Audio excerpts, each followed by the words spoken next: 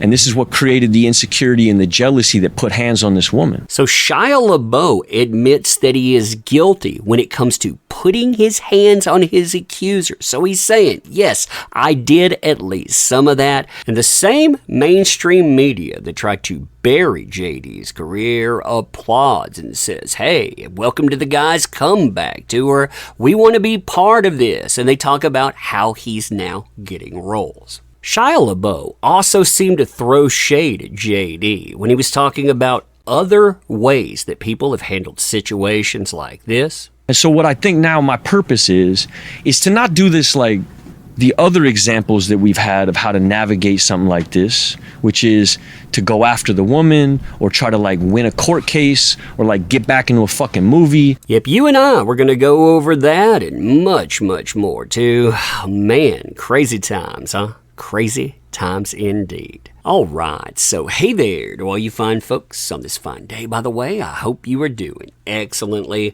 Shia LaBeouf is going to be an interesting case study. Why? Because Shia LaBeouf admits at least partial guilt. He's saying, hey, I'm going to take on accountability, while also saying at the same time, I didn't do everything that I was accused of, but I did some of it. I mean, listen to how this comes up. And what it is now, like what my purpose is now, you know, I need to be useful. And when I look at this Me Too environment, there's not a whole lot of dudes that are taking accountability. You know, I fucked up bad, like crash and burn type shit, hurt a lot of people. And I'm fully aware of that. And I'm going to owe for the rest of my life.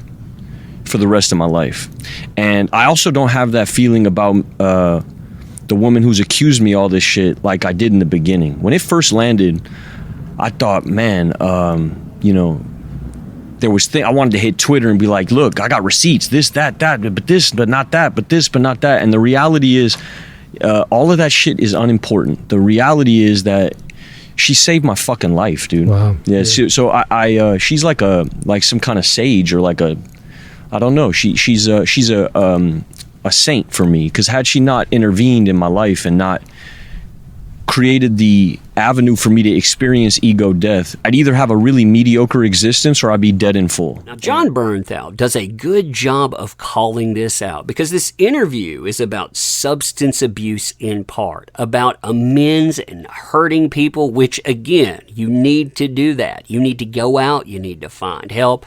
But at the same time, I like what he does here. I mean, listen to this here. Antithesis of being a friend is walking away. I am not going to walk away. Like, I am always going to love you. I am always going to support you.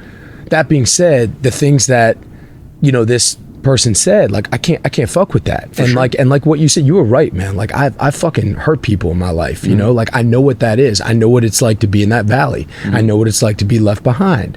I don't know what it's like, you know, to put my hands on a woman, or for a woman to say I put my hands on her. And that's something you know, like, but no matter what the case is, my job as your friend is to, in whatever way you allow me to, or you allow me to be a part of that process, is to make sure, one, you never do it again, make sure, two, that you're in a healthy process, and number three, that I'm a support system for while you're going through that.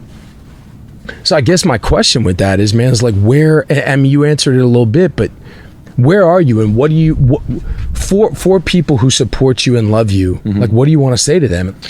Yeah, I mean, I got amends to make. I got a long list of people that I need to make amends to. And so what I want to say to those people is, I get it. You know, it doesn't seem, you know, when it first hit, it was like, you know, I wanted to air it out and talk about specifics, and like, none of it really matters. You know, I hurt that woman, you know, and in the process of doing that, I hurt many other people, and many other people before that woman. Now, up to that point, he maintained a level of deniability about the accusations he's going to have to face in a courtroom in 2023. But guess what? Around 18 minutes and 41 seconds in, he admits to two things. Number one, putting hands on, and number two, willfully giving her something without telling any of his partners. Listen to this. I was so competitive. My acting wasn't collaborative. It was competitive. It was a sport. And my life was this way. And this is what created the insecurity and the jealousy that put hands on this woman. the man that was involved in that relationship was constantly comparing himself to other people. And I was a dishonest person in that I was wearing this mask. You know, I've gotten cold sores my whole life. Got them from my mother. I get 2 cold sores a year when I'm stressed out or I'm sick. I never told any of my sexual partners about getting cold sores. Never. And that's something, when you talk about like, how do you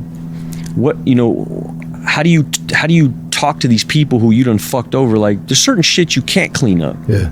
You know, you can't. Now, about 56 minutes and 40 seconds into this, he talks about his relationship with his wife and her being married to, quote-unquote, an abuser of women. Listen to this here. It's like my wife. It's like, it's not sexy to be married and have a kid with a dude who's like this public abuser of women, you know? Sometimes I'll go look up like the response to my woman's film. You know, she had a movie came out not recently, and like there'll be comments like, you know, I don't fuck with this woman because she fucks with him. You know, that's heavy. You know, that my wife is like. How does that make you feel? Terrible, dog. Explain terrible. Like what? Terrible, like you converge into the kind of shame that makes you unproductive. Like you can make yourself. Is that unfair? No, it's not unfair. You don't think? No, it's not unfair. Now later, Shia LaBeouf makes a statement that sounds like throwing shade to me. And this, well, I thought that it was messed up considering Shia LaBeouf is admitting that he's done things. So when he says, I'm not going to take people to court or I'm not going to quote unquote go after that woman, yeah, it's because you're guilty. You've admitted it. But listen to this. The other examples that we've had of how to navigate something like this, which is to go after the woman or try to like win a court case or like get back into a fucking movie or like get back on it all. You know, my purpose, and I mean this with every fiber of my being, is to be instructive with my life so that I can be an advertisement, like a billboard for a principled way of living, and that this shit on the other side of being where I was is still fucking sexy. It's still glittery. It's still fun. Now later on, Shia LaBeouf, he makes this comment. This is after he's talked about privilege, by the way, saying if I wasn't me, I wouldn't get away with this. Maybe that's a statement that says he shouldn't get away with this, but then he talks about happiness and deserving happiness. Listen to this here. To say that you deserve love when on paper, no, you don't. You know what I mean? Listen, bro, like, for me, there are few things as ugly as putting your hands on a woman. There's nothing worse. I remember I used to come into AA all the time, put my hand up like, yeah, I just got in a fight with a cop.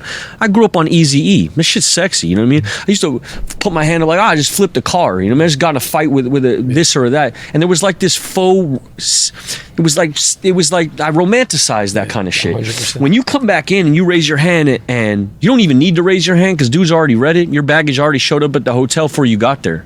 People know about you. There's nothing sexy about what I'm dealing with. And that's what makes me useful. It's also why I go to strictly men's meetings. Because you don't hear about dudes talk about what we're talking about at a mixed meeting. Because very quickly, once women are involved, I probably wouldn't be able to talk like this with you if there was a woman here. Because right away, the little boy in me would start like curating again. You know what I mean? And when I'm here with you, I can forget about that also and all this shit. It takes a certain kind of dude to be able to open a person up like this and be receptive of it. And also like show up and look the dragon in the eye knowing that there's purpose. Like I'm purpose driven here. I'm willing to eviscerate myself and emasculate myself and like. So yeah, Shia LaBeouf, he admitted guilt for at least 2 things that he was accused of. Putting hands on someone, again, he's going to argue the particulars of that. Also giving someone something without their consent, not telling his partner. He admits to that too. And like I said, what's amazing about this is the hypocrisy of the media. They call this a comeback. They want the guy to have a job. Meanwhile, JD, they canceled the man when he stood up against a false accuser. Note that. False accuser. We all saw it play out live. And I'm not saying don't get help. You definitely need to. I'm not saying you shouldn't have a career. That's another conversation for another day. But anyway, I just wanted to put that out there. He's guilty for sure. For sure. His own words say that. I mean, what else do you need? Anyway, let me know what you think about this, and as always, I appreciate the heck out of you. You make this stuff work. Thank you. I can't say that enough. Want to help out the channel, by the way. There are links in the description. You being here, though, that is the biggest help of all. So thank you. Appreciate you. End it here. See you soon.